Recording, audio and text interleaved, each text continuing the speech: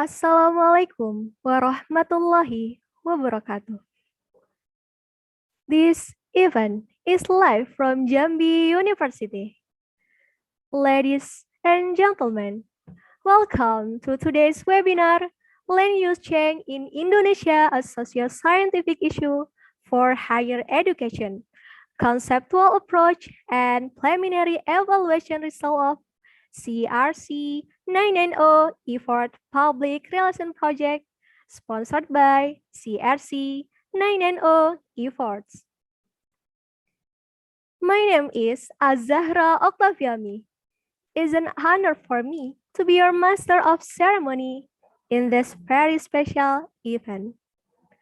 Ladies and gentlemen, the Honorable Rector of Jambi University, represented by Vice Rector for Academic Development, Mr. Dr. Andes Kamit, MSI. The Honorable Mr. Dr. Insinyur Heri Junaidi, MSc, the head of CRC 990 Jambi University. The Honorable Mrs. Dr. Upi Yelianti MS as chairman of the committee.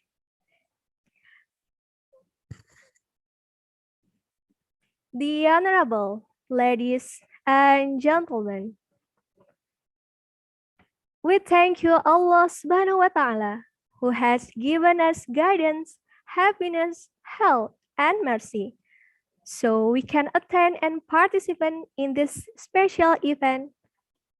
Let us also give our praise to our Prophet Muhammad Sallallahu Alaihi Wasallam, who had brought us to the path of light from the darkness in this life. I would like to welcome Mr. Finn Christine Mathisen as our speaker today and all of the audience. Well, ladies and gentlemen, let's begin this event by reciting Basmalah. Bismillahirrahmanirrahim. This webinar is the very first bilingual webinar held in Jambi University, brought to you by Berkembang Bersama Tim and PR Project CRC 990 Efforts. Ladies and gentlemen, please press the button beside Q&A button that looks like a globe. Then you can set the language. Ladies and gentlemen, let us start this event by singing our national anthem, Indonesia Raya.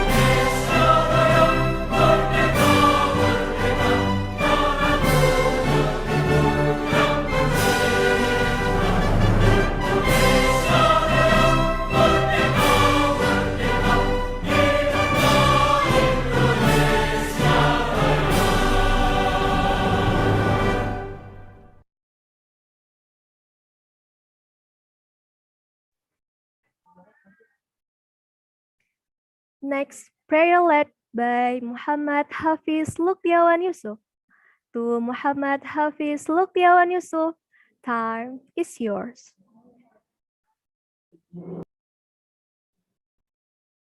Bismillahirrahmanirrahim. Assalamualaikum warahmatullahi wabarakatuh.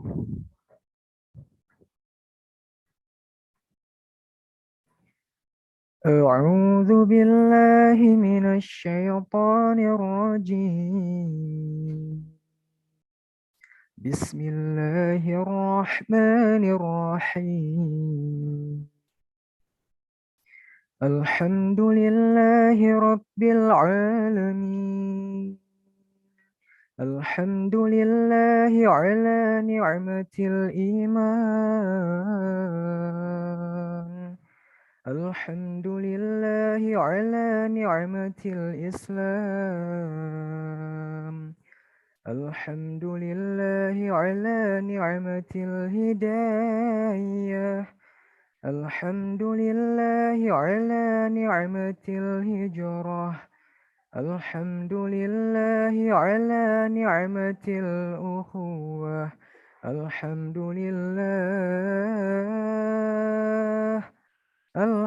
لله على نعمة الأخوة. الحمد لله رب العالمين. الحمد لله على كل حال وفي كل حال ونعمة. اللهم اغفر لنا ذنوبنا. اللهم اغفر لنا ذنوبنا وذنوب والدينا وذنوب والدينا وارحمهم كما ربونا صغارا. ولجميع المسلمين والمسلمات والمؤمنين والمؤمنات الأحياء منهم والأموات إنك سميع الدعاء يا قاضي الحاجات برحمتك يا أرحم الراحمين. اللهم إنا نسألك سلامة في الدين وعافية في الجسد وزيادة في العلم وبركة في الرزق وتوبة قبل الموت ورحمة عند الموت ومغفرة بعد الموت. اللهم هون علينا في شكرات الموت والنجاة من النار والعفو عند الحساب. ربنا لا تزغ قلوبنا بعد إذ هديتنا وهب لنا من لدنك رحمة إنك أنت الوهاب. وصلى الله على سيدنا محمد وسلام على المرسلين والحمد لله رب العالمين.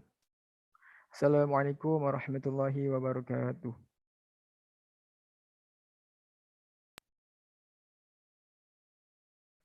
Thank you for Muhammad Hafiz Luktiawan Yusuf. Welcome remarks from the chairman of the committee, Mrs. Dr. Upi Yelyanti MS. The floor is yours.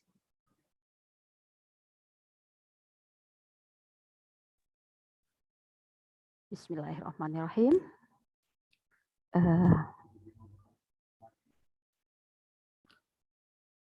Assalamualaikum warahmatullahi wabarakatuh.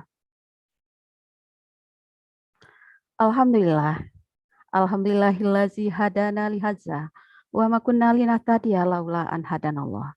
Asyhadu an la ilaha illallah Wa asyhadu anna Muhammad Rasulullah sallallahu alaihi wasallam la nabiyya ba'da. Pertama-tama, marilah kita panjatkan puji dan syukur kehadirat ilahi Robbi atas rahmat dan nikmatnya pada kita semua yang tak henti-hentinya melimpahkan nikmatnya, nikmat iman, nikmat sehat, sehingga kita dapat berkumpul pada acara webinar dan workshop dengan tema Design Digital Learning Resources. Selanjutnya, selawat beriring salam tidak henti-hentinya kita sampaikan kepada junjungan kita, Nabiullah Muhammad SAW, karena berkat jasa beliaulah yang membawa kita dari alam jahiliyah, alam kebodohan, kepada alam yang serba cepat perkembangan ilmu pengetahuan dan teknologi yang kita rasakan saat ini.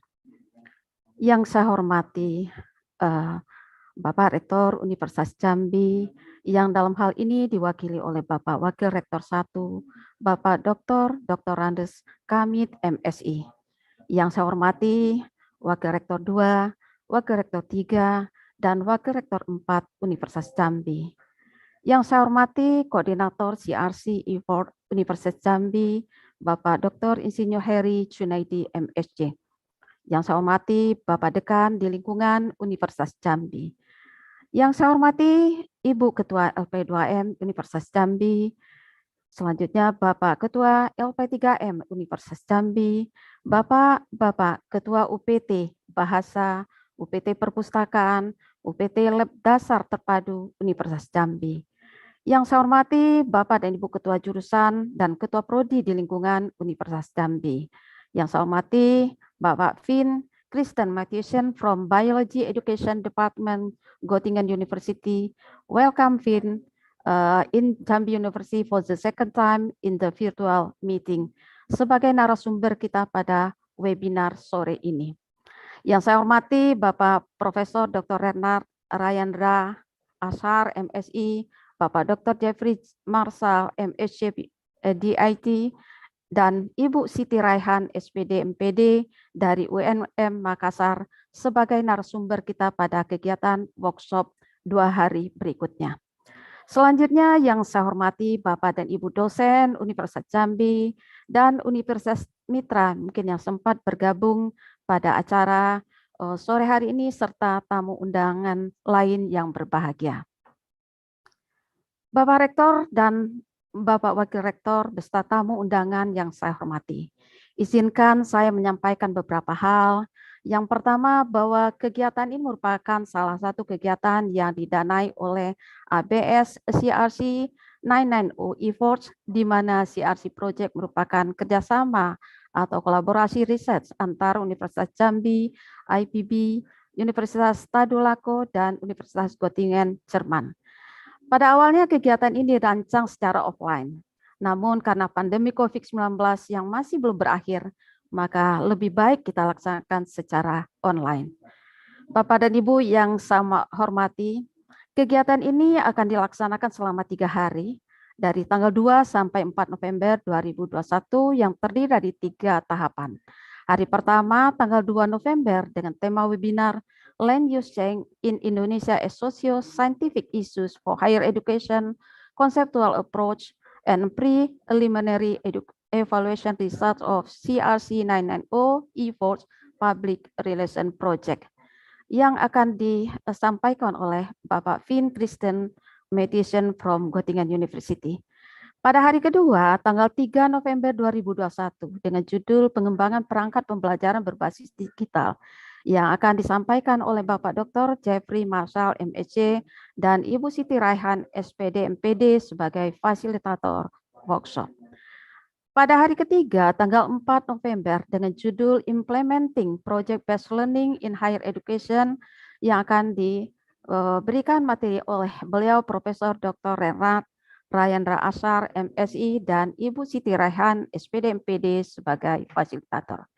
Bapak dan Ibu yang kami hormati, kegiatan ini berbasis output, berupa perangkat pembelajaran digital berbasis PJBL and cash method, sesuai dengan arahan dari Bapak Rektor yang di mana bahan ajar ini siap diintegrasikan ke dalam e-learning Unja.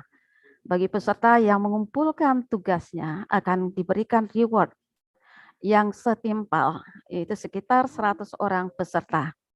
Kepada para peserta kami mohon untuk dapat mengikuti kegiatan ini dengan serius sehingga bisa digunakan dalam pembelajaran di kelas nantinya. Ucapan terima kasih yang tak terhingga kami ucapkan kepada Bapak Rektor, Wakil Rektor Bidang Kerjasama, Koordinator CRC 99O EFORS dengan program EBS, PR Project CRC 99O EFORS, tim panitia atas kerja kerasnya dalam waktu yang singkat bisa mempersiapkan acara ini. Semoga menjadi amal ibadah buat kita semua. Bapak dan Ibu dosen peserta workshop, juga terima kasih yang tak terhingga kami ucapkan. Tanpa Bapak dan Ibu tentu kegiatan ini tidak ada artinya. Selamat berworkshop. Semoga kita semua menjadi dosen yang profesional, baik secara pedagogik, kepribadian sosial, dan profesional. Bapak Rektor dan tamu undangan yang berbahagia, terima kasih banyak kami ucapkan pada Bapak Rektor, dalam hal ini diwakili oleh Bapak Wakil Rektor 1, yang sudah berkenan hadir, dan kami mohon kesediaan dari Bapak untuk dapat membuka kegiatan ini secara resmi. Akhirul kata, saya mohon maaf jika dalam sambutan ini terdapat kekhilafan. Sesungguhnya yang salah itu adalah milik saya, dan yang benar itu adalah milik Allah SWT. Kepada Allah kita mohon ampun, dan kepada sesama kita saling memaafkan. Wabillahi taufik wal hidayah. Wassalamualaikum warahmatullahi wabarakatuh.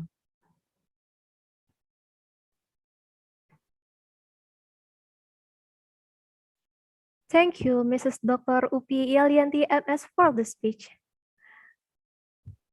Let us welcome opening remarks from the Rector of Jambi University, represented by Vice Rector for Academic Development, Mr. Dr. Andes Hamid MSI.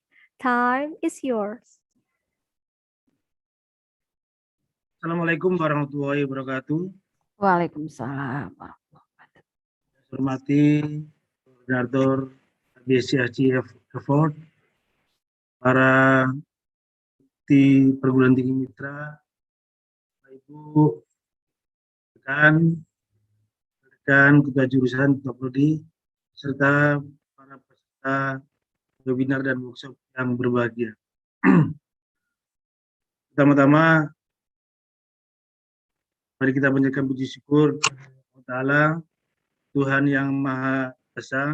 Pada kesempatan yang berbahagia ini kita masih diberi kesempatan, kesehatan untuk bersama-sama mengikuti webinar dan workshop yang diselenggarakan oleh ini. Mudah-mudahan kita semua dalam keadaan sehat walafiat.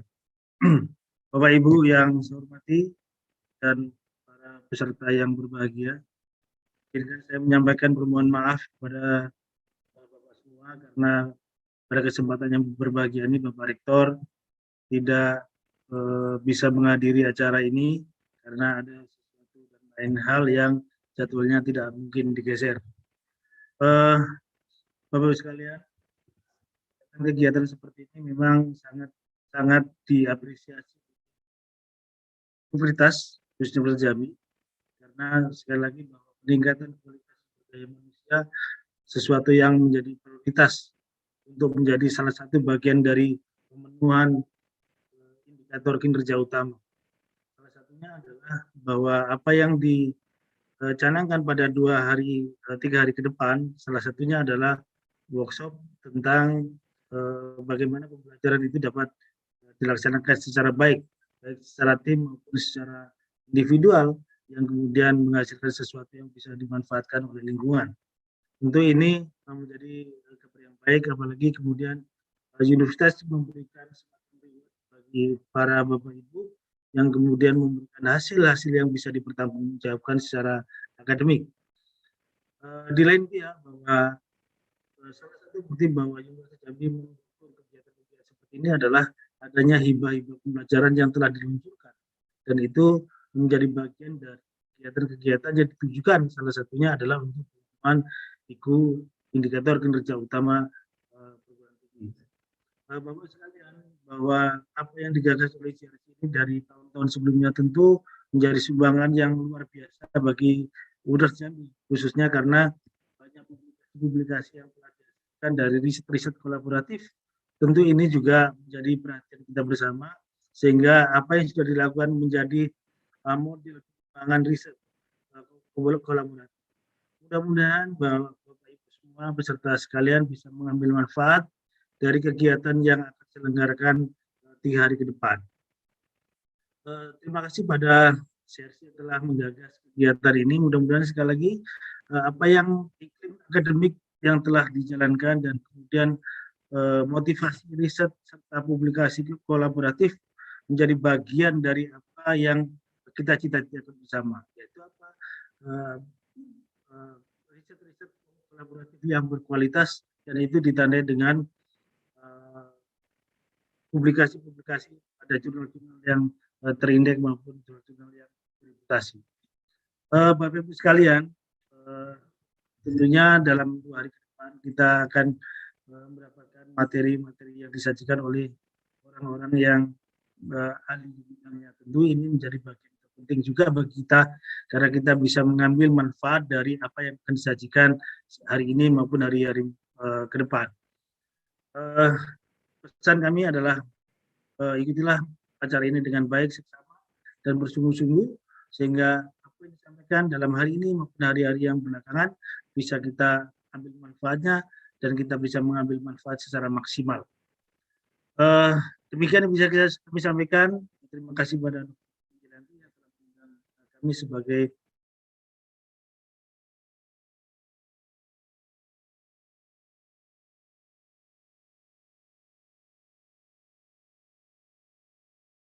ucap bismillahirrahmanirrahim. Demikian, terima kasih. Assalamualaikum warahmatullahi wabarakatuh.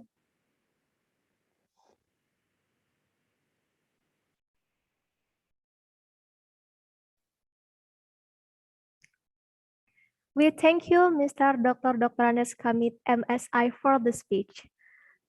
Now, we will start our discussion with the title, Land Use Change in Indonesia as Socio-Scientific Issue for Higher Education, Conceptual Approach and Preliminary Evaluation Result of CRC 990 Efforts Public Relation Project.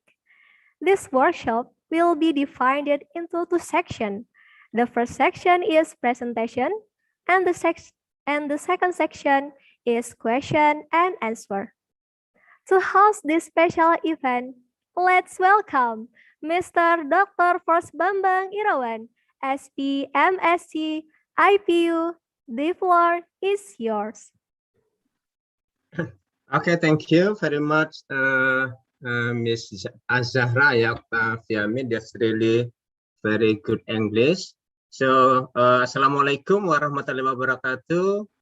Selamat sore, good afternoon everybody in Indonesia, and good morning special for Finns, yeah, because I'm really sure that in Germany now it's quite early in the morning. So, first of all, I would like to express an honorable rector of the University of Jambi, represented by Vice Rector for the Academic Affairs, Dr. Hamid. Thank you for what is very nice welcoming speech, also already opening the session. And also I would like to also express gratitude to the Ibu Yuliantis as the chairman of the committee that already inviting me and appoint me as the moderator for this event. It's already an honor for me to be here, to join with so many people here. More than 160 participants already attended this session. And especially also, I have also another opportunity also to meet, also to talk a little bit with Finn for this occasion. So this session is really special, I think, because of the 2 reasons. The first is, usually when we are talking about the research result, mostly we are talking about the publication, how we publish in the international journal, high-ranked journal, and also high-index journal, something like that. But for today, we will talking also another 2 days. Yeah, I think that we are talking about how we can use the research result, in this case is CRC 990, for the community, for the public relation, especially for education. Yeah, this is the first reason why it is special. The second reason why it is special even is because of the presence of the Finn here, because Finn, I would like to introduce, Finn Christian Mathiesen is one of the researchers under the PR project from the CRC 990. PR project is new scientific project in CRC, for in the third phase. That is really important. What is scientific project?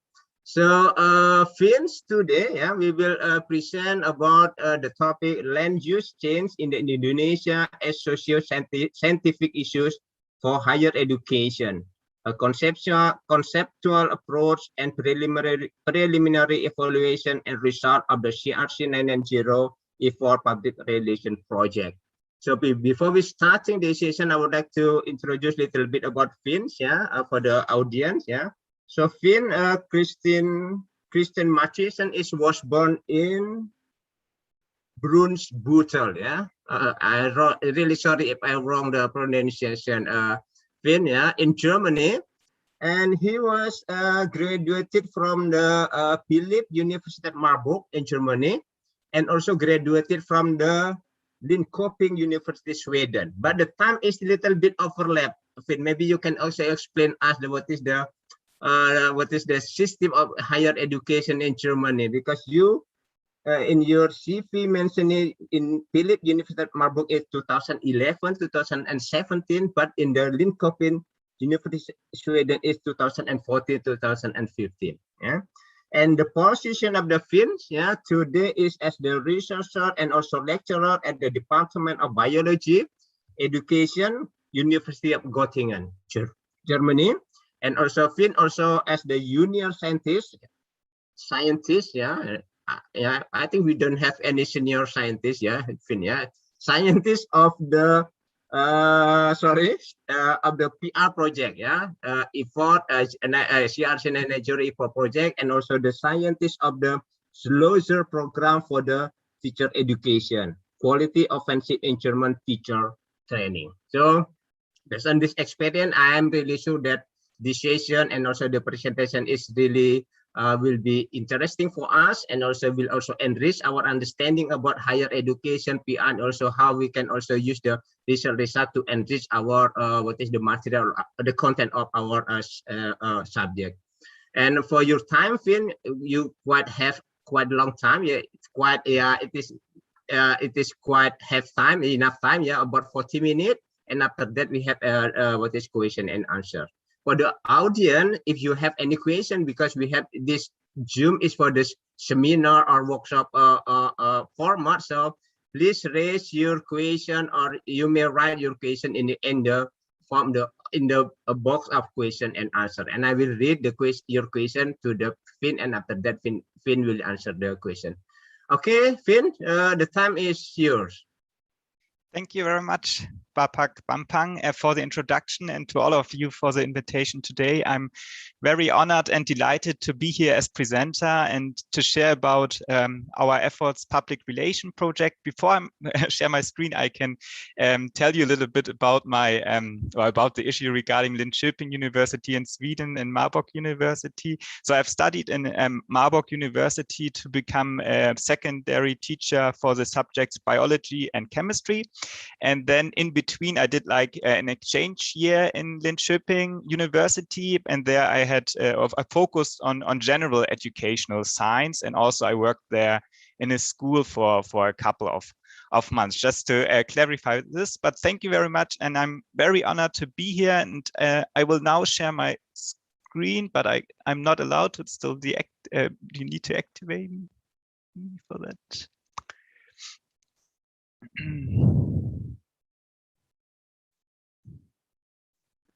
The committee, please help Finn to allow Finn to listen.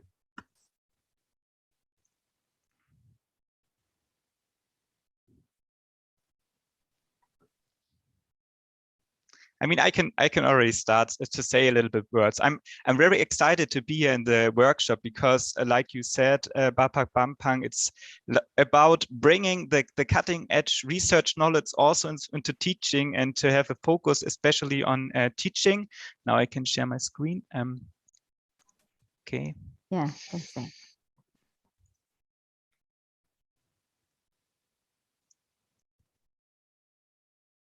I hope it's working now, otherwise let me know. So yes, the topic is land use change in Indonesia, a socio-scientific issue for higher education. Our public relation project focuses on teacher education, but also we have one unit for higher education. And I'm pretty sure that the insights I would like to give you today are really highly relevant also for higher education in general.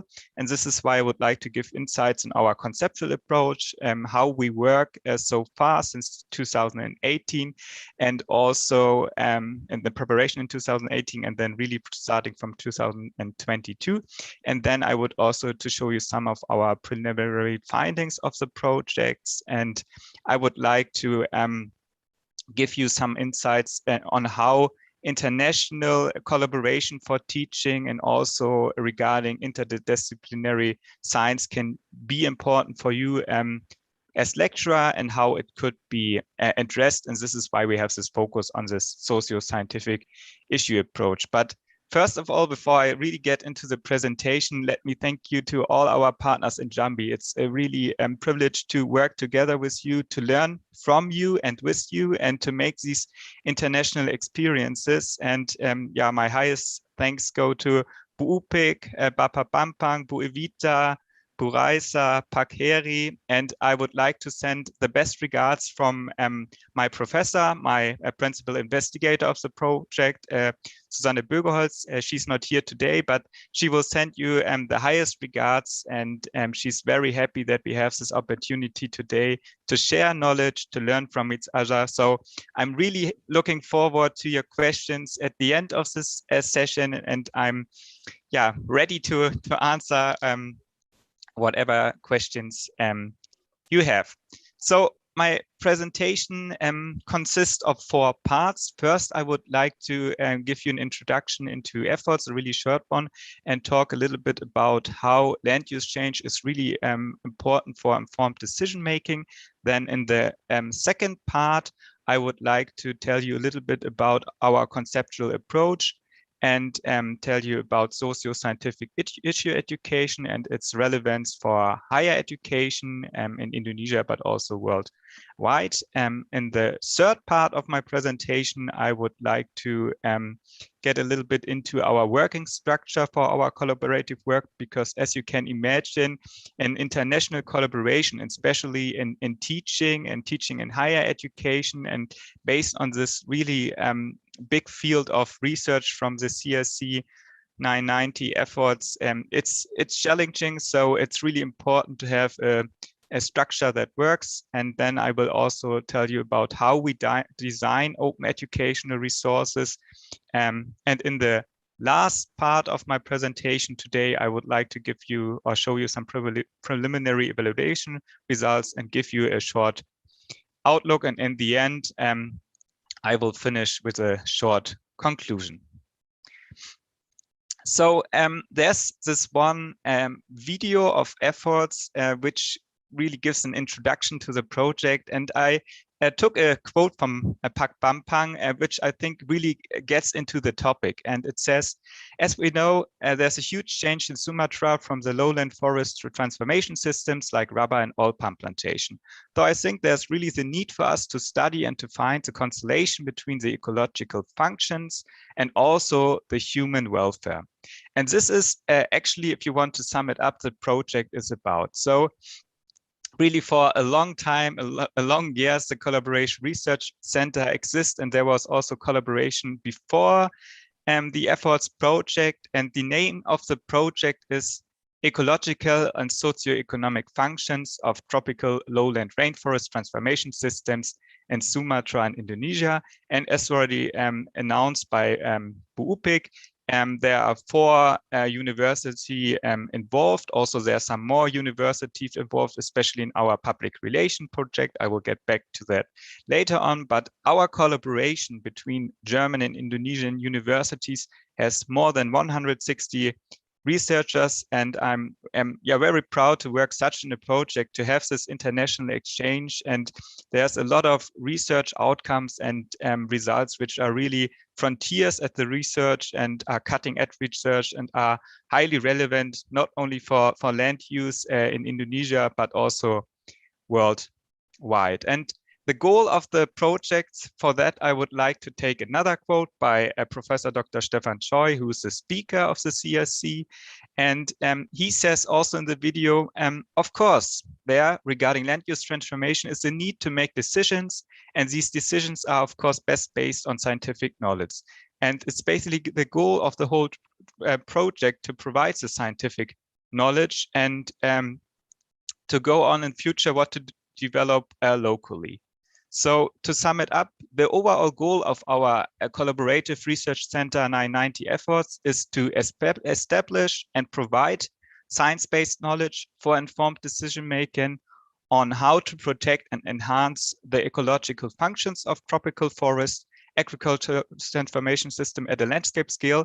And now the second part, I think, is really important while improving human welfare, because many also big research projects just focus on ecological functions or on human welfare. But in the CSC 990, this is not, as this research is combined, and it's really, really interdisciplinary. And this is what can't be highlighted enough, to have really the broad picture.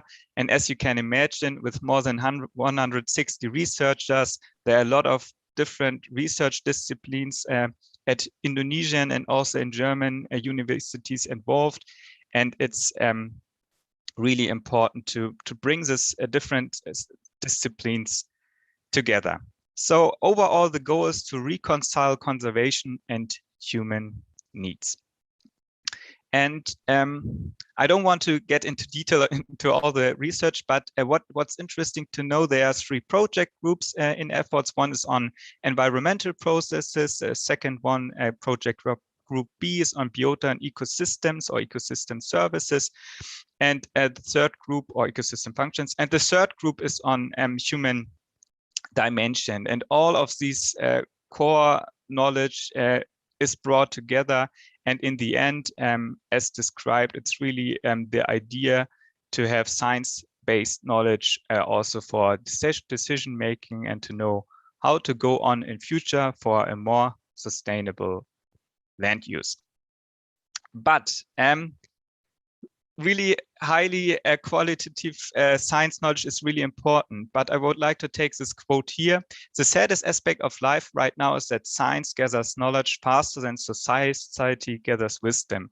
And I think it's also really important to consider how to bring this cutting edge research also as knowledge for society. And this is what our project is about. And this is why from 2021, we are really happy that we have the chance, you can see it in the top here, that we have this overarching public relation project with Susanne Bögerholz as PI, with the idea for teacher and higher education to make efforts knowledge available. And in the preparation of our project in 2018, and we had long conservation also with our partner Damayanti Bukhari from the IPB. And I think it's really interesting what the aspects or idea was at the beginning, because this project is works in the field of science communication and knowledge transfer. And the idea is to translating cutting edge science. This means the findings, the methods of the research into science education, so future generations can benefit from it. And Damayanti put it in the word, the idea is to translate science facts to meaningful knowledge, to wisdom, and not only to do this as facts, but also make clear that these science knowledge is really interdisciplinary, and a lot of different research from different fields work together to create this meaningful research-based knowledge. So in the end, it can be brought to wisdom. So our efforts public relation project, so the sub-project we work on with a focus on teacher and higher education, has a goal to make efforts research knowledge available in the short term for higher education and teacher education, in the midterm via teacher education for students at school. So the students at school can also bring it into their community or bring it into their future jobs. So in the long term, we target to bring it into the public. And we think this is also a sustainable approach, especially for a public relation project. Usually public relation projects have a different focus. So this is what is quite new for us here in Germany, to have a public relation project with a focus on teacher and higher education. And I'm sure, to my knowledge, this is also quite new, especially in such an international framework for Indonesia. And our goal is to bring this knowledge not only to Indonesian higher and teacher education, but also to do this in Germany and worldwide, because the idea that we offer educational resources in Bahasa Inggris and Bahasa Indonesia, and make it as open educational resources.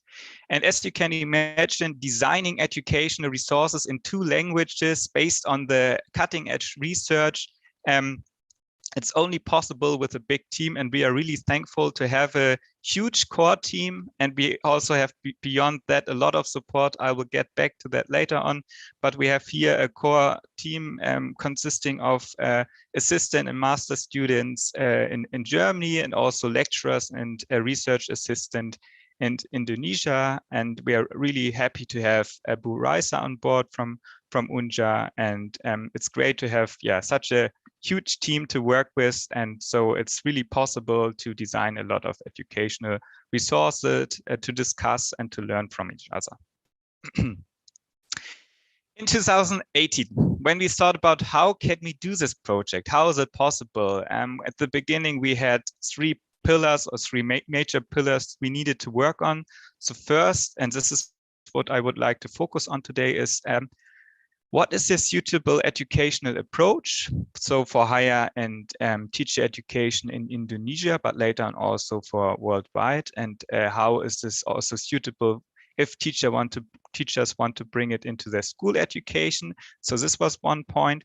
The next point is, okay, 160 researchers and even more produce a lot of research findings and results and publications, and also have a lot of different methods. How can we analyze the potential? What can we take from this efforts research? What is the most relevant and meaningful for higher and teacher education? So this was a challenge. And the third one is, how can it be fitting into Indonesian higher and teacher education curricula? How is this fitting to the courses on different universities? So these were the pillars we needed to work on and to think about right at the beginning. And as you can imagine, this is quite complex and complicated. And from here in Germany, we had a good insights into what the efforts research is about. And this word cloud just demonstrate how many different words and different fields are involved. But we needed the expertise, the local expertise, and really excellent collaboration partner to make such a project possible. So in 2018, we had the opportunity to have a workshop at Bogor, and we are very happy that Bu Upik was already present there.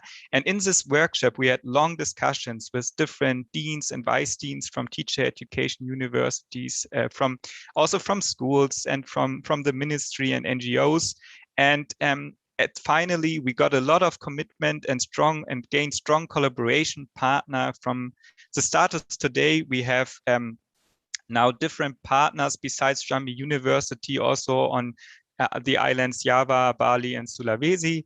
And we are really happy to already have started to test and evaluate educational resources on efforts in Jambi University, at Bogor University. We are currently start to do a testing with the University of Malang. We have already done testing with the National University of Education on Bali. So we are very happy to have the strong partners. So these 3 different pillars for preparation can be solved. And this was at the end very successful. In 2020, the whole CRC or overall the CRC got funded, and also our sub-project. And we are very happy about this, to have this opportunity to use such an innovative approach for a public relation project and bring it to life. And yes, we are very thankful for our counterparts who gave us a lot of insights and knowledge and helped us to understand and gave us the right impulses in the right moments. So thank you very much to Bu Upik, who's here today, but also to our other counterparts, Iboleti and Bapak Nenga. So this was the first part. It's an introduction from land use change and for informed decision making to give you a little bit of background information. And now I would like to tell you in the next part about the conceptual approach and socio-scientific issue education. Our conceptual approach looks in general like this. So the idea is to design efforts educational resources. And as I said, it was really important to do these trips in 2018 with the Bogor workshop and in 2019 to learn a lot about higher and teacher education in Indonesia. And in 2020, we determined that the educational approach we should use also for later on when we do it in an international way is socio-scientific issue education. And as you know, there are also other educational approaches like STEM education. And in the next days, you will hear more about more general education approaches like project-based learning, digital-based learning. So many things what you can consider, and to project-based learning and digital-based learning, I will get back later on. But now I would like to tell you why we choose a socio-scientific issue education approach and why this could be also relevant for you as a lecturer, or at least could be an option for your teaching in higher education or beyond, also in school or community teaching and learning. So socio-scientific issue is based on an educational approach based on from researchers and lecturers and teachers in the United States. And it aims at fostering socio-scientific and moral reasoning competencies of learners, including scientific inquiry, skeptical review of various sources, and which is, I think, really important, or especially in this time nowadays when it's getting more and more digital like today, perspective taking, and dealing with complexity for informed decision-making. And here we are back in this informed decision-making, which is also the major goal of the effort CLC 990. The socio-scientific issue approach in science education is based on the definition of socio-scientific issue, or SSI, and SSI represent ill-structured problems. This means problems who are not easily be solved, where there's no clear-cut solution at the intersection of science and other aspects of society. They tend to be controversial, multifaceted, subject to multiple, sometimes contradictory perspectives, and are connected to scientific concepts. So here again, we can see it's really closely related to science and also cutting edge science, but also, and this is really important for us, it includes the society and perspective taking, etc. And you can see, I sum up some characteristic of land use change issues. This is really aligned with socio-scientific issues. Land use change issues there are conflicting interests and objectives from different stakeholders, from different persons and groups involved. Land use change issues have multiple, literally sometimes contradictory perspectives.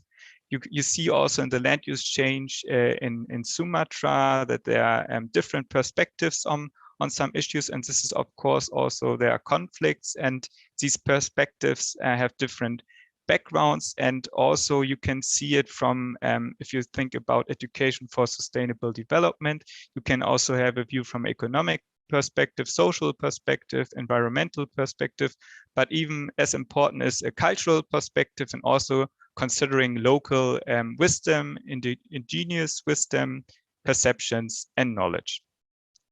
Land use change issues cannot be only solved by science or by factual knowledge, but it's really also important if you want to come up with your own opinion or for your own decision making. It also concludes value education, or is ethically complex. So this is also really important to consider. And sometimes there's this really new research knowledge is also sometimes fragile because there are some studies who say different things, and you need to cope with this also if evidence is not clear, but there's also some conflicting evidence. And the last point of land use change issues, there's no ideal solution or blueprint how to solve it. We wish it would be, but it's always you need to reconcile things. You need to have trade-offs to find trade-offs to find a good solution in between, but there's not like the perfect solution. There never is. And this is all aligned with the socio-scientific issue education approach. And there are also models. I don't want to get into details on how to teach these issues. And first of all, it's always important to encounter the issue, in the case of land use change issue, to show what different perspectives there are, what are the actual problems, or what are also the benefits for some groups, and connect this focal issue to science ideas and societal concerns. And then in the main part, if you want to teach on with socio-scientific issue, you bring together science knowledge. Here in the model, it's called disciplinary core ideas, cross-cutting concepts, and science practices, and bring them together with so-called socio-scientific reasoning practices. These are practices more in the ethical value education area, and to bring this knowledge together to, in the end, to find solutions or possible solutions for the issue, or also to be able to make decision based on the one hand science knowledge, but also considered values and what is important of you. So this is the idea of socio-scientific issue education. So why do we think it's a good approach for Indonesian teacher and higher education, and also worldwide? Because we also use this approach here in Göttingen for our teaching, at least for some modules, not for everything. But the idea is it brings together science and society. And I think this is really important, not to only see the science, but also to connect it to society. And this is the idea, as I said, of our public relation project. And it helps the student to deal with complexity. And as we know, the world is getting complexer, more complex and complex. And it helps for informed decision-making, perspective taking, as I said, value education, moral character development. It is aligned with higher order thinking skills and 21st century skills. And especially I know that in Indonesia, these higher order thinking skills are very important on the agenda. Of course, in STEM education or other approaches, you can also foster higher order thinking skills, but this is also possible with socio-scientific issue education. Also, this is aligned with education for sustainable development, or the other approach, education for sustainable development goals. And it's all really well connected, and there's also publication on how to connect these, or what are the same things, and how to do this. And as we are now in the field, or now we have a lot to do with the corona pandemic, this also not only addresses land use change as 21st century issue, socio-scientific issue can be used for a lot of different issues like climate change, plastic pollution, pandemics, and it helps to contextualize the science learning. So these are the reasons why we think it's a good approach. Furthermore, it's really suitable for digital education and project-based teaching and learning. So it really fits well into the workshop we have in these days here at Unja. And there's, for example, an example in Friedrichsen et Ei, but also in our teaching and learning units, which I will present later on to you today. We also have used digital education elements, and especially in the one unit on the efforts biodiversity enrichment experiment, it's also project-based teaching and learning. Overall, it has a high potential for Indonesian science education, in school education, teacher education, but also in higher education in general. And it's really fitting to interdisciplinary science teaching. And there are also possibilities to bring it to social science, and that could be also well connected. There are also ideas about that, especially when you focus more on the cultural aspects, and then it's really well fitting also to social science. But originally it's approached from science education. And Also, we know, and we also have a partner with Safa Tunida from the University of Malang, and some university in Indonesia, for example, to our knowledge, in the University of Makassar and the University of Yogyakarta, they are also used the socio-scientific issue, but more on the field of teacher and school education, but still it's already used in Indonesia.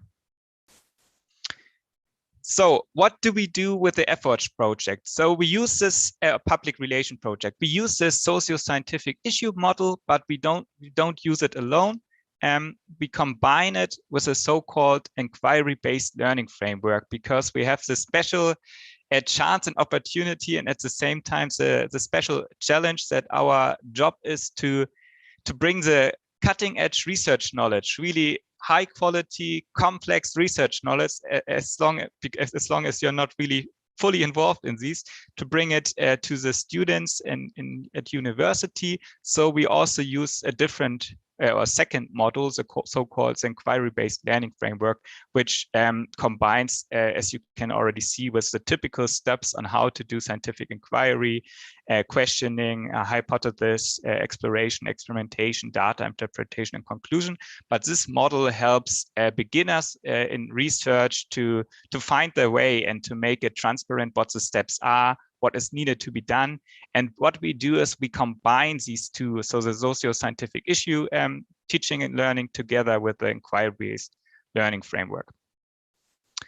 And so overall, I just generalized it. For each unit and each subtopic in our efforts public relation project, there are different aims, but overall the idea is that we engage the frontiers of interdisciplinary science, and students at the end should be able to understand and apply efforts research methods, critically analyze and interpret actual efforts research data and findings, come up with own research questions and ideas, and write own research plan, because we think it's really important that also students in their bachelors learn in simplified versions also to do and plan their own research, and to synthesize their gained knowledge and skills and transfer to different contexts. So our idea is that the students should not be able only to work in the field of land use change in Sumatra, so meaning working on oil palm and rubber, for example, but they should also be prepared to bring it to different contexts. And as you saw on the map, we also have partners on Bali or Java and Sulawesi, and also these students should be able to use this knowledge, transfer this knowledge to their local land use forms, like let's say cacao or coffee or different land use forms. And this is more like the science part. And for the socio-scientific issue part, of course, we want to teach on how to deal with complexity, how to take different perspectives, and how to make informed decisions.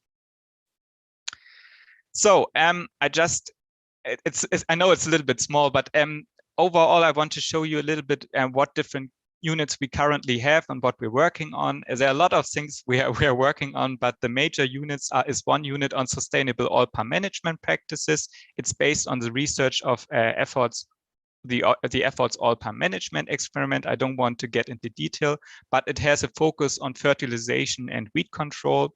Then we have a second unit, and this unit was already tested at the first one at Unja and Undiksha, and now will be next tested in December in Malang, and next year hopefully again in Jambi University in Odisha again. And the second unit is on the biodiversity enrichment experiment, so efforts B, so-called. It's currently piloted at IPB, so I need to get up really early in the morning or in the night for the collaborative teaching we do with the IPB. And then there's a third unit which is at the moment still in development, so it's not piloted yet. It's a focus on palm oil-based biodiesel and focus on climate measurement. So of the efforts, it's based on research of the efforts bioclimatology A group. And also we have some other cooperation forms, and we have a common module in education for sustainable development, piloting at the moment with the University of Undiksha, but there's also future perspective. I will get back to these topics a few minutes later. But for now, how can we design and develop these issues. As I said, it's not possible alone, and it's not even not possible with a core team. What we need is we need help from efforts educational researchers, so educational researchers from Indonesia and here from Germany. We need help from efforts scientific project researchers from Indonesia and Germany, as Bambang Irawan, for example, is also a scientific project researcher. And we need the help from Indonesian teacher educators like Bu Upik and Raisa and Bu Evita, who of course at the same time are also scientific project researchers and educational research. And all these groups brought together, only with these combinations of lecturers, researchers, from different fields, it's possible to design these educational resources. And what we do, we develop course concepts, training, and educational material, but especially self-learning units for higher and teacher education. So this is only possible when we want to bring together this knowledge.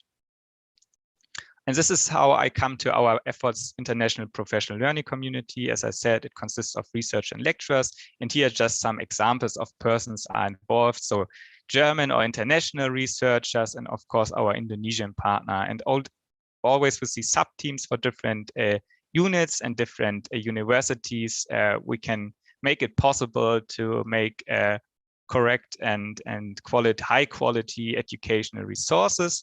And what our idea is also to foster the younger generation. We involve a lot of pre-service teachers here from Germany at the moment. So far, we have 5 master theses already completed in the public relation project, and 1 is currently in progress. And I don't want to get into details, but we always try to have as co-supervisor 1 Indonesian counterpart or 1 efforts researchers. And just yesterday, our newest candidate, my FAM, has finished her master thesis, and co-supervisor was Upik Ilianti. So we're very happy on this. And also we have a lot of other Indonesian counterparts and effort scientists involved. And some master theses are really on the design, others are more on project preparation. And also this last master thesis was more on the evaluation and data analysis. So also here we have a big team of master students, and are very happy in the professional learning community to have the support of the Indonesian and efforts scientists also from Germany here. For our professional learning community, so the structure on how to collaboratively design educational resources, we have 3 pillars. So 1 is that we have meetings and workshops. And then we also have special interest group, because some people are more interested, let's say, in biodiversities, others are more interested in the chemistry side, others are more interested in the climate side and have expertise there. So we have special interest groups, and we have webinars for lecturers. So this last point here could be counted in this category here, but also in our public relation project, we have also offer webinars with speakers and presenters. And there's also further participation funds like the ABS fund projects. And also we are very thankful, a lot of our partners also like Bu Upik, Bu Evita, Bambang Irawan, and they help us with expert evaluation. And this is how we improve and learn on how to design quality educational resources. And this is when I come to the last aspect, to show you a little bit insights on 1 of our units. It's a unit on sustainable oil palm management with a focus on fertilizer and weeding. And as you can already see here, this unit is based on a booklet, but can be also used in a digital way, and also has digital based elements, so interactive elements. And this model, it can exist in an educator version and in a learner version. And of course, we not only want to design education resources but we are researchers from the field of education. So we want to make sure it's evidence-based efforts education. So we have a quite complex evaluation approach. I don't want to get into detail, but it comprises questionnaire on instructional design. This is what I show you today. And then also we have questionnaires on research on knowledge and interest in sustainable land use. And my PhD focuses on this interest part. And there's a lot of different sub-approaches, but it's not for the presentation today. And overall, we combine questionnaires together with analysis of documents and learning artifacts. We try to do classroom observations. It's also a little bit possible virtually, but I hope that someday we can come back to Indonesia, and then we also have a more real classroom observation. We have focus group discussions, of course, with the help of our team. Special thanks to Bu Raisa. And we triangulate these research methods to really make the best out of it and to design evidence-based efforts education. And when Corona started at the beginning of 2020, we were a little bit scared, how can we do it? But for our projects, we are very happy. It's so easy with Zoom and to communicate and to exchange and to make meetings. So I have just a quote here: digital media and educational technologies have the potential to support and increase the internalization of education, connecting students across borders in international classrooms. And we are so happy to make this possible. Also, this means sometimes to get up a little bit earlier, but this is no problems of our Indonesian partners to stay a little bit longer in the meeting. But we make this possible, and this is such a big thank you that we already were able to test the first unit in April and May this year together with Jambi University as the first pilot, and then we also tested it later on with Unja University, and we already had more than 90 biology students in the plant physiology course at Unja who are very happy to support us and help us here. So we are very happy on this and for all the supports. And I'm happy to see some of the students here again today. So about the unit, as I said, we use the socio-scientific issue education approach to design it, and also other aspects like scientific inquiry learning or inquiry-based learning. And this unit on sustainable Alpine management was originally based by a master's thesis of Jackie Disherite. It has 4 sessions overall, although in Jambi we only tested the first 3 sessions due to a lack of time. But next time we can also test the 4th session. It's a self-learning booklet, but also with interactive elements. There are also ideas for group work, not only individual work. And there are tasks for higher order thinking, like this one, really make a network of relationship regarding the soil and the oil palm. And also, for example, students need to interpret box plots. And there's also ideas from social media learning. For example, there's a Twitter post, and students can work with this, have a look. And so there are different ideas also in relation to digital learning and higher order thinking skills. Overall, the aim of this module is that students need to understand the need to establish knowledge on how different fertilization and weeding management strategies are related to ecosystem functions and to biodiversity, and also considering this with the interaction of oil palm productivity. So again, it's really important to reconcile or reconcile conservation and together with human welfare and the local needs. And it's especially for teacher students, this is really relevant because they learn about sustainable land use and sustainable oil palm management. And it was really interesting to do this also with the Jambi University, because a lot of teacher students are involved from their village or from their faculty into oil palm cultivation. So they had a lot of background information, and it was really interesting to learn on this. And teacher students especially can work as or can be multipliers and change agents and bring this knowledge into schools, and in the schools the student can also bring it at home. And then also teacher students especially come in contact with new research and science education. I think I will just sum up a little bit the evaluation due to our time.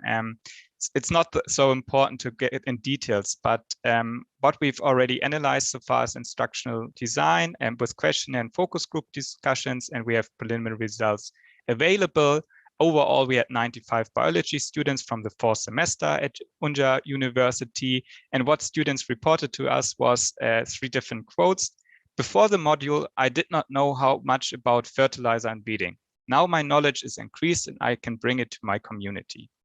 Another quote is, all aspects seem useful to me because my family owns a lot of oil palm land, and I'm living in a neighborhood surrounded by oil palm plantations. There are many aspects that can be applied in the community. The explanation of the combination of treatments on oil palm plants gave me new knowledge and have opened my eyes to maximize my potential. I never knew that one could use different fertilization and weeding strategies and would have the same yield. Now I see that we can try to use different strategies like fertilizing less and weeding mechanically while potentially still maintaining the same needs. So these are quotes from the students, and I think we are very happy on this. And due to the time, I will just skip the points. I think to sum it up from our first testing, so far the unit was very interesting for the students. They learned a lot, but the problems were that sometimes there's a lot of language barriers because we have the unit in Bahasa English and English, so we still need to work on this. We need to work on the structure to explain things more easily, to talk a little bit faster. I know I talk already now again quite fast, to make it a little bit slower.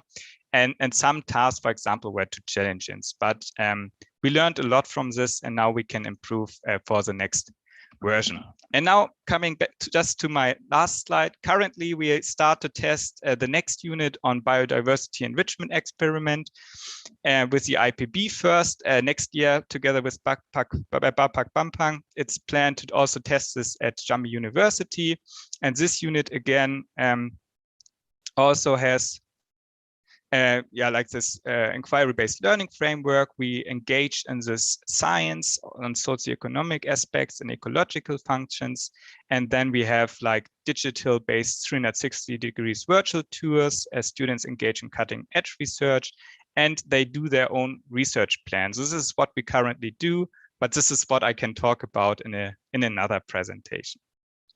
Overall, coming back to the first quote, I would like to add what's shown in the video based on what we do on the efforts public relation project. Of course, it is important to study and to find research result for the constellation between ecological functions and also human welfare, but it's also important to teach and learn about the scientific knowledge on land use change to bring it into wisdom, into society for a more sustainable future.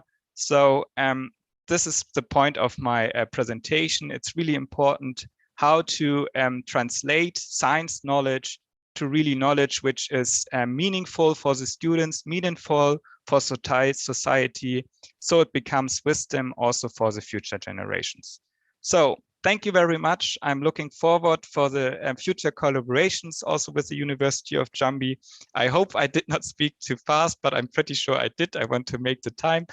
But I'm now ready for questions, and I think we have enough time also that I can talk a little bit slower and discuss in more details. Thank you very much. Terima kasih.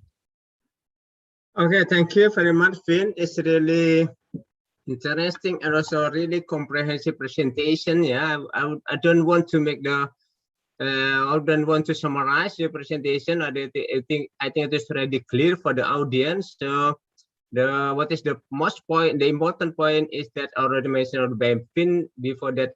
As the teacher, we have our task is how to make the science is become meaningful for the student. And it is the possibility for the student to transmit and to inform this knowledge to the community and become the action in the community. So science not only become a science, but it's also applied in the daily life or the activity of the people and also the community.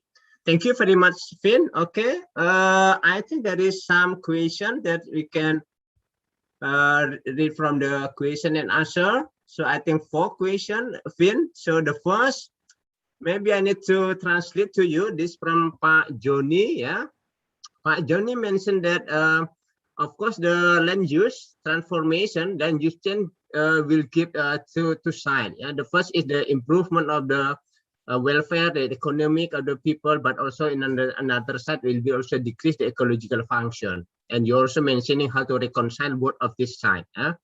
And the question from Pak Joni is, as the teacher, how we can educate to change the perception of our students, so they will think not only for the economical point of view, but also from the ecological point of view. to mix balance both of this side. Yeah, this from Pak Johnny. Yeah, would you like to answer one by one or the next question, Finn? Maybe I can just start to answer this one and then we can continue. Yeah. Okay, please. Thank you very much for the question, Pak Johnny. It's worldwide a really important and not so easy to answer questions. How can we really make the students to think in different perspectives? There are possibilities how to do this. Of course, ideas are, and we try also to consider this in our teaching units, and this is one aspect of socio-scientific issue education.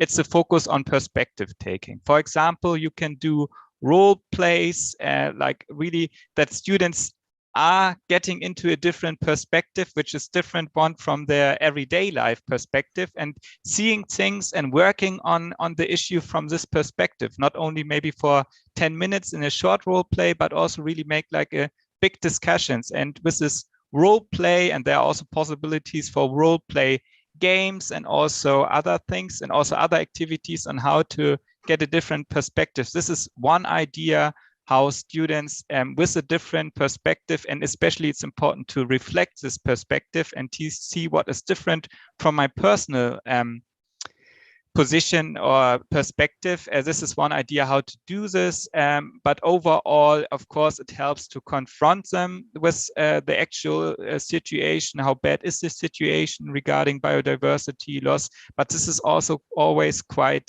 difficult to grasp for students. If you are in the field, sometimes you can see, but even there it's difficult.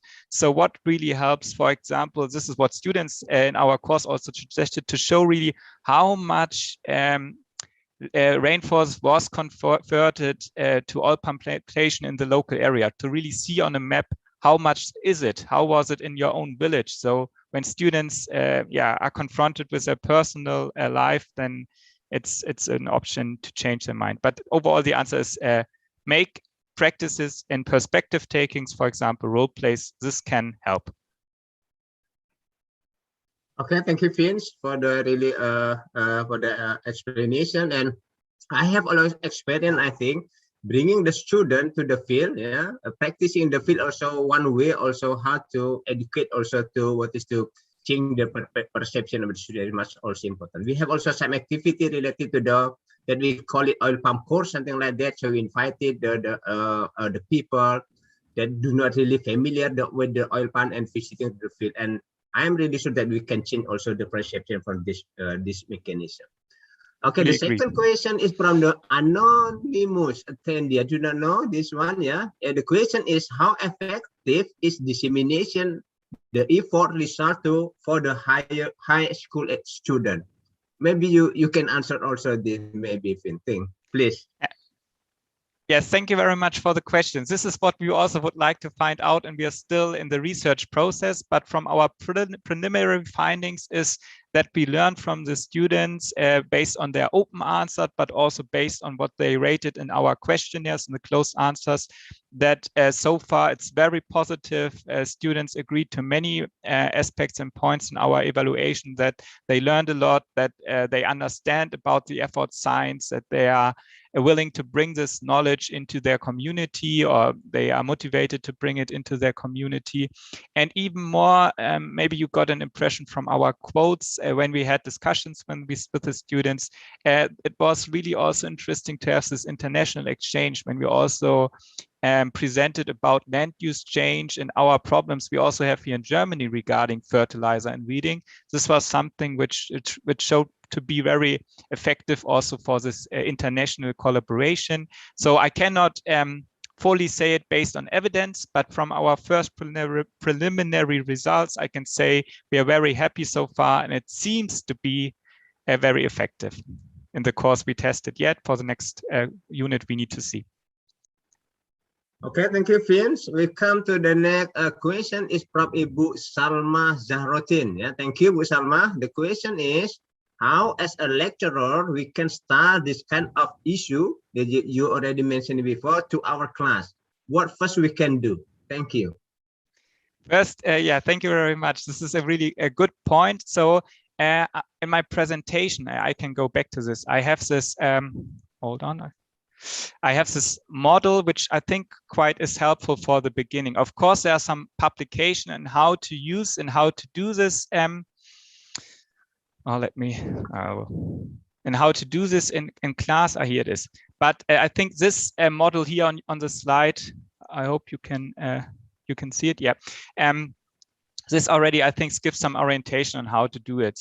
So the typical module consists of 3 phases. And first, the idea is, you can read this article there. It's really fully explained. I can also could share my presentation and the sources, and then you can have a read there. But the idea is really, first of all, to confront the students with the issue. And for example, as Bampang suggested, you can also go really to the field and enter or be confronted with the issue, and then you work on the science part, but also consider to make activities like a role play or like a perspective taking task. So they should work on a task from a different perspective, not their own. And so what happens if you are a smallholder in such a village, and you work under these conditions, or for example, and then you can bring this synthesizes key ideas at the end with the students. They can go back to their personal perspective and do some reflections. So this is one idea how to do it.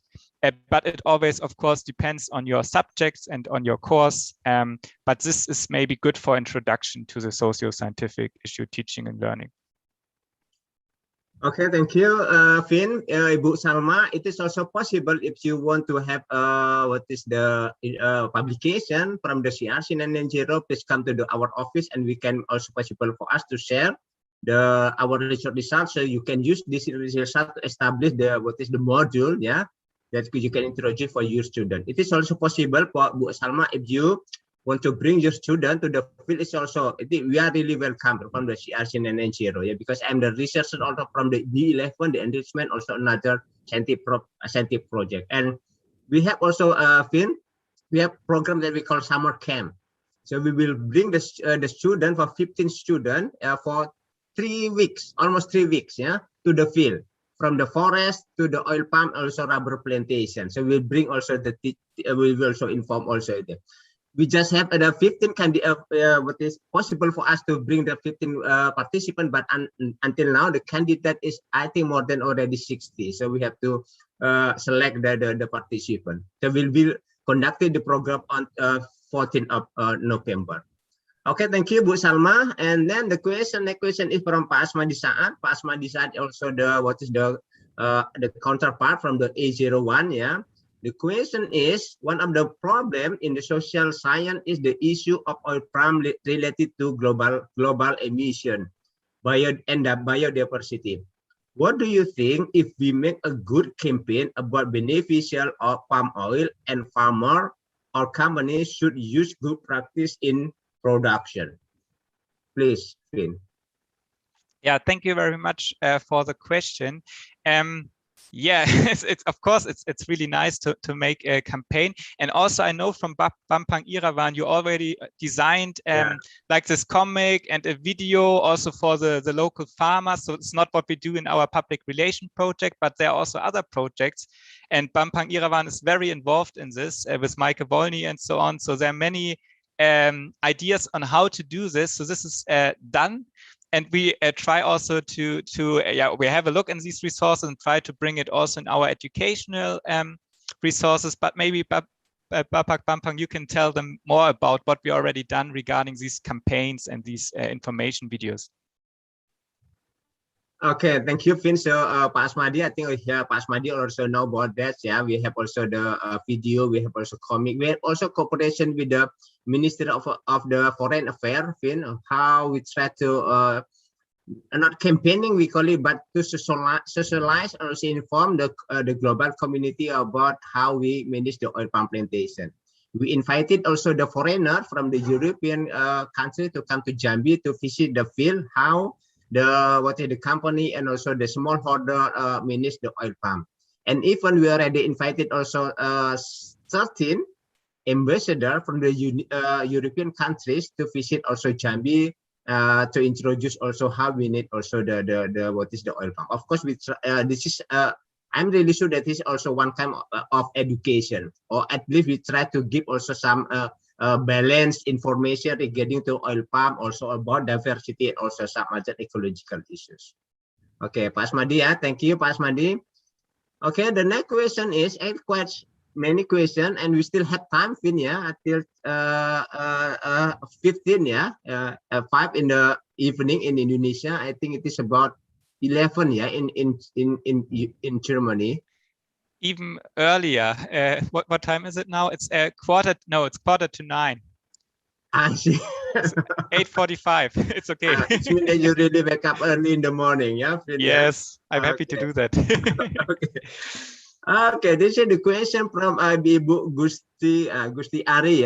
It is maybe more or less about related to the first question, I think, Finn. So the question is how we can prepare what is the young regeneration to face with the impact of the climate change, something like that. Is it also related to the, of course, the land use change? Please, Finn. Yeah, thank you very much. Yeah, it's similar to the one answer I've already gave. So for teaching the younger generation, our idea is really to train the trainer, so like to do also workshops with lecturers about these issues. So if these lecturers are fully convinced, they can bring it to their students in higher education or in teacher education, and these students can then bring it to school education. And especially regarding climate change, we are currently developing one unit also on biodiesel and life cycle assessment, which is has a focus on climate measurements. So different scenarios for different oil palm plantation, and we involve Dr. Christian Stiegler and other scientists who are experts in climate measurements. And then I think if students see and understand also how climate is measured and what this means and really get into the topic, and I think it's especially in Indonesia, if you really make sure that also the climate change is related to droughts, and in Jambi we know about these fires, there are some links and connection. And I think if you highlight these enough and explain it in a convincing scientific way, that students first the students at university, and then of course the students at school, and later on the public more and more understands these issues, as this is really important, and I think one way and one solution. If I want to answer that more on in an overall level. I hope this helps a little bit.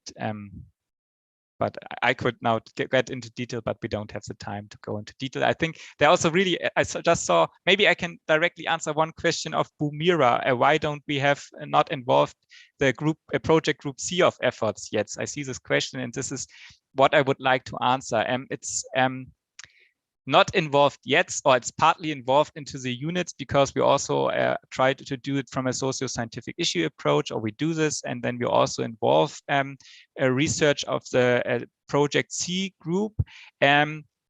We had long discussions with Professor Heiko Faust about this, and the idea is first that we finish these currently planned units, and then later on we will enrich them with more research results of the project group C.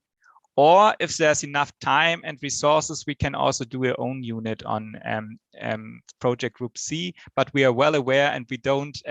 We want to involve it and integrate it, and have started it right from the beginning to work on this. And I'm also in close contact with Dr. Jonas Hein, who was a researcher in the previous science, and also with other researchers on how to do this. But it's not planned for now, and not planned for the beginning of next year, but then we need to see what is possible for us. Okay, thank you, Finn. It is already answering the question from Ibu Gusti and also Bu Mira. The next question is from Pak Rendra. Pak Rendra is the lecturer from the Agribusiness Study Program. So he mentioned that what is the socio-scientific issue is really related with the what is the agribusiness study program. But actually the question is not for you, Finn. So he asking about how Jambi University researcher can access the result of the CRC, and also how the lecturer at Jambi University can inform in the CRC. So maybe I can answer this question. So Pak Rendra, so it is possible for you to have access, to get the access of the CRC research result. Just come to the office and meet the Pak Heri Junaidi, and also possible to meet Rizky, the staff in the CRC, and also you may request some what is the research result, especially from the C group. About the counterpart, of course, actually before we offer all of the university, Jambi University staff to be become a member of the CRC 990 counterpart. But since now is already the last phase, we just have I think 2 or the last is about 3 years, so it's not possible for us to add additional counterpart, the new counterpart under the CRC. But it is possible, Pak Hendra, if you would like to join, you maybe also become the associate counterpart. It's also possible. Just come to the office of the CRC 990 and ask the staff about the scientific under the C group C. You may choose which one is the most close to your field of expertise, Pak Dendra. Or you may also contract Bu Mira from the agribusiness also study program about the CRC 990. Okay, thank you, Pak Dendra. The next is from the Bu Sri Wigati. What is the main objective in applying socio-scientific issue education when the issue is actually need interdisciplinary approach for overcoming the problem arise from the issue? Please, Phil. Thank you very much. I can stick with the slide which is still presented. You can see here the learning objectives. And previously, I just run through the presentation, but now you can see on the science part, there are 3 words. So the disciplinary core ideas, the cross-cutting concepts, and the science practices. This disciplinary core ideas are really knowledge and core ideas and methods and research finding of one discipline. But when you do socio-scientific issue teaching, you don't only focus on this disciplinary core idea, you also work with the so-called cross-cutting concepts. And these are concepts which bring together the different disciplinary ideas. So it's overarching concepts, and you need to design them yourself. Of course, in the US or in other countries, they have for school education, they have summed up these cross-cutting concepts. But here, for example, for efforts, we also do or establish our own cross-cutting concepts. For example, we think the soil system is one cross-cutting concepts where different disciplines can contribute to this knowledge on soil systems, soil fertility. And so the idea is really to use this cross-cutting concepts to not only speak about your discipline, but also how can the core ideas, core findings, core methods of your discipline can also be brought in connections with other disciplines. So the socio-scientific issue teaching and learning model really integrates this interdisciplinary science teaching. It does not need to do this. You don't need to always have disciplinary core ideas and cross-cutting concepts, but you can do this, and I think it's well linked. And I was very happy to hear that you have with the Freedom of Learn and with this new curricula in Indonesia and all universities, there are also these courses where students can take up to 20 free credits, or also in courses which can be, for example, be interdisciplinary. And I think these are really nice opportunities to do this interdisciplinary teaching and learning. And then you could do a socio-scientific issue approach and bring this knowledge from different disciplines together and be in contact with other lecturers from different disciplines. And this is what we do in our Efforts PR project, and it's really fruitful, and it's really nice to learn from each other. Okay, thank you, Finn. So thank you, Bu Sri Wigati. So just for the information that of course, the CRC is basically, we have 3 scientific group: A group about the climate, B group about diversity, and C group of the human dimension. But also mentioned by Finn before that actually we have also some cross-cutting project, and also what did that we call it also foresight before. This is how we can integrated these 3 different scientific project into one interdisciplinary approach. I think it's also one good also example, how we should design actually the research also also for Jambi University in for the future. So we do not only talking about the discipline, but we are talking about interdisciplinary approach. Okay, thank you, Bu Sriwigati. The next is from again Pak Rendra about actually about CRC Finn. So Pak Rendra mentioning that the CRC is mostly talking about the environmental aspect, but how if the problem is from the social or human dimension aspect? Is it possible that what is the approach that you the proposed before can be adopted in this case? Okay. Thank you. Yes, thank you very much. Definitely, this is why we choose this approach, because it can be connected, and I will display it again. Here, it's not directly say society, but in this middle part, in this middle block, we have on the one hand, I just talked about the more scientific knowledge, and then this here it's so-called socio-scientific reasoning practices. Under this keyword, let's say it like this, they are all the skills you need also to bring it to society, or consider aspects of society are involved. For example, it's more about ethical knowledge, about what values you have, which morals you have, and activities on this. And one, probably the most easiest example to say is here again, if you do role plays and you use different stakeholders and groups of society and different ethical groups, for example, in Jambi province, and use this perspectives from different views and bring it together, and also have, like, for example, a fishbowl method, or a role play, or the different other activities, what you can do, like a bigger role play game where you really have the simulation and you have more like this discussions, or a smaller role play where you just do a writing task from one perspective. These are possibilities to use the scientific knowledge and make, for example, a policy statement, or a social media post, which is important for your community on the knowledge. So the social media learning is also one way to bring this science knowledge into the community. So this is really in line. So this is why we choose also to use the socio-scientific issue approach, because if you do the STEM approach, of course, you can also connect the STEM education to society, but here it's, from our perspective, more linked to society and science. Okay, thank you very much, Finn. I think all the questions already answered. Yeah, I think we have to close the session also. It is already close to 3 o'clock in the evening in Indonesian time. So I just want to thanks Finn, yeah, for the really nice presentation, also very nice explanation during question and answer.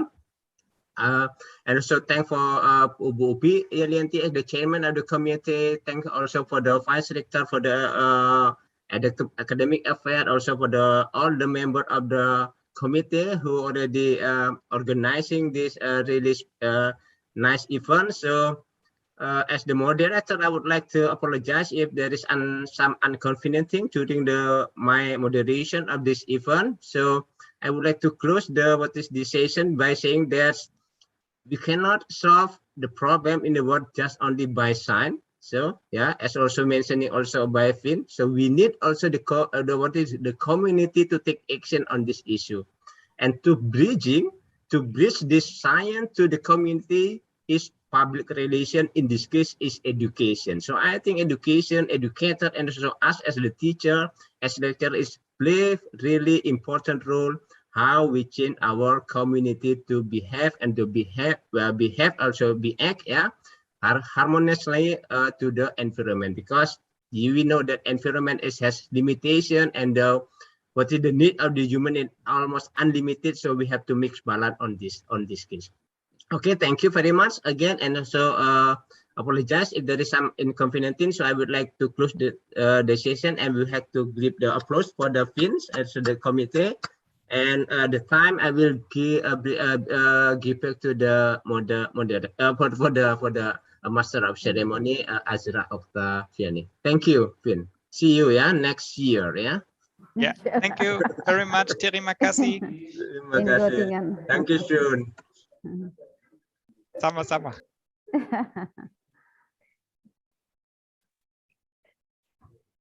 Thank you for Mr. Dr. Pros Bambang Irawan for moderator in today. So, well, ladies and gentlemen, now we have come to the end of this workshop.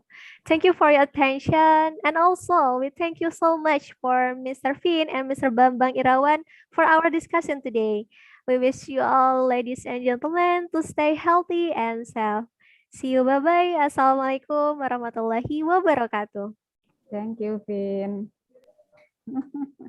Thank you, Bu Upik. Yeah, thank you very much for your presentation. Okay, thank you, Vin. There is Makasih a Pak decard Bambang. from Ibu Leti, Vin, for Oh you. yeah, Leti Sundawati. yeah. Thank you very much. Okay, bye. Bye. Bye-bye. You have to Bye-bye, take see breakfast. I think, Vin, you don't have any breakfast now, yeah? Oh, I had in the Oh, yeah. morning. I'm fine. It's all good. A big meal maybe. Okay, Vin. Okay, see you, yeah. Then, yeah. Thank you. I will See leave. you. Okay. Thank you very Thank much. you, Thank you Vin. very Bye-bye. much. Thank you, Azra, Bye-bye. yeah. Azahra, thank you. Bye. Makasih, Sami, Bang Pak. Bambang. Sudah?